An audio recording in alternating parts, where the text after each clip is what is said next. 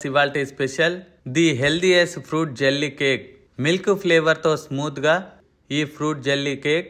మీరు ఎన్నో రకాల కేక్స్ ట్రై చేసి ఉంటారు, కానీ ఈ కేక్ ఎప్పుడూ ట్రై చేసి ఉండరు. చాలా సింపుల్ వేలో చూపిస్తున్నానండి. Let start. ముందుగా మిక్సీ జార్లోనికి 750 ml దాకా పాలు తీసుకోండి. అందులోనికి 1 కప్పు క్రీమీ చీజ్ తీసుకోండి. సూపర్ మార్కెట్లలో ఈజీగా దొరుకుతుంది ఈ క్రీమీ చీజ్. అందులోనికి 1/2 కప్పు షుగర్ యాడ్ చేసుకోండి. ఇప్పుడు హై స్పీడ్ మీద బ్లెండ్ చేసుకోండి. పాలని ఇలా బ్లెండ్ చేయడం వల్ల పాలు బాయిల్ చేసేటప్పుడు క్రీమీ టెక్స్చర్ వస్తుంది. ఓ మందపాటి గిన్నెలోనికి మనం బ్లెండ్ చేసుకున్న పాలను తీసుకోండి. అందులోనికి ఆగ్రా పౌడర్ 1 టేబుల్ స్పూన్ తీసుకోండి. ఈ పౌడర్ బయట సెర్చ్ చేశానండి, నాకు ఎక్కడ దొరకలేదు. ఆన్లైన్లో పర్చేస్ చేశాను. మీకు కావాలంటే డిస్క్రిప్షన్ బాక్స్లో లింక్ ఇస్తున్నానండి, అక్కడి నుండి మీరు ఈజీగా పర్చేస్ చేసుకోవచ్చు. పౌడర్ పాలల్లో బాగా కలిసే విధంగా మిక్స్ చేసుకోండి. మీడియం ఫ్లేమ్లో మాత్రమే స్టవ్ను ఉంచి మిక్స్ చేయండి.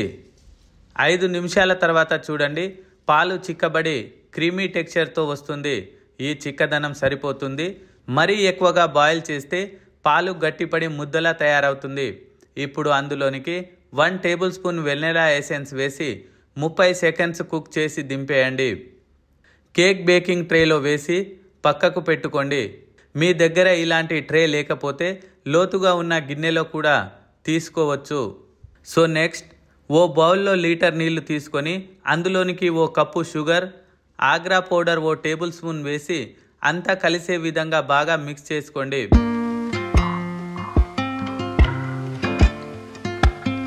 ఇప్పుడు స్టవ్ను మీడియం ఫ్లేమ్లో ఉంచి 6 or 7 మినిట్స్ తర్వాత చక్కెర పాకంలా చిక్కబడుతుంది. ఇప్పుడు ఈ స్టేజ్లో దింపి పక్కన ఉంచి పాకం పూర్తిగా చల్లార్చాలి. పాకం చల్లారేలోపు ఫ్రూట్స్ని కట్ చేసుకోండి. మీకు నచ్చిన ఫ్రూట్స్ యూజ్ చేసుకోవచ్చు. నేను strawberry, green grapes, black grapes, kiwi, pomegranate, orange అలాగే చెర్రీలను తీసుకుంటున్నాను. ఈ ఫ్రూట్స్ అన్నిటినీ కూడా కట్ చేసి తీసుకోండి.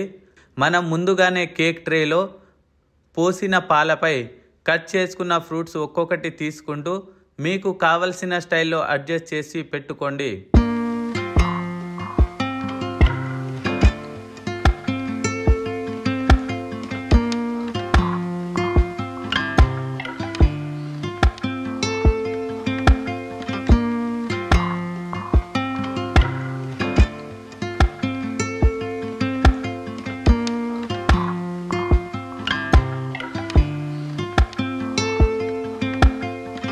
ఇలా పూర్తిగా ఫ్రూట్స్ అన్నీ సెట్ చేసుకున్న తర్వాత మనం ముందుగానే ప్రిపేర్ చేసుకున్న చక్కెర పాకం పోసి ఫ్రూట్స్ అన్నీ మునిగే విధంగా స్ప్రెడ్ చేసుకోండి.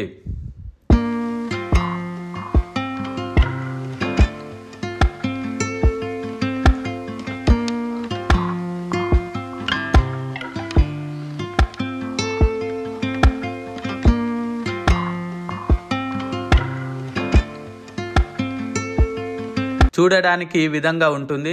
ఇప్పుడు 5 నుంచి 6 గంటల వరకు రిఫ్రిజిరేటర్లో పెట్టుకోండి. 5 గంటల తర్వాత తీసి చూడండి, ఎంత అద్భుతంగా, ఎంత ట్రాన్స్పరెంట్గా కనిపిస్తుందో. చూస్తుంటేనే తినాలనిపిస్తుంది కదూ.